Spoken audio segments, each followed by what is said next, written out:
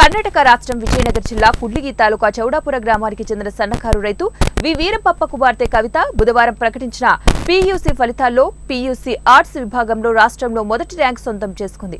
కవిత 600 మార్కులకు 596 మార్కులు సాధించి రాష్ట్రంలో మొదటి ర్యాంకు సాధించడంతో జిల్లా యాంత్రాంగం, కాలేజీ యాజమాన్యం అభినందించారు. కవిత కొట్టూరులో ఉన్న కాలేజీలో తన పీయూసీ విద్యాభ్యాసాన్ని పూర్తి చేసింది. తల్లి విశాలాక్షి ఇంట్లోనే టైలరింగ్ చేస్తూ ఆర్థికంగా తనకు ఉన్న 2 కుమార్తెలను చదివిస్తుంది.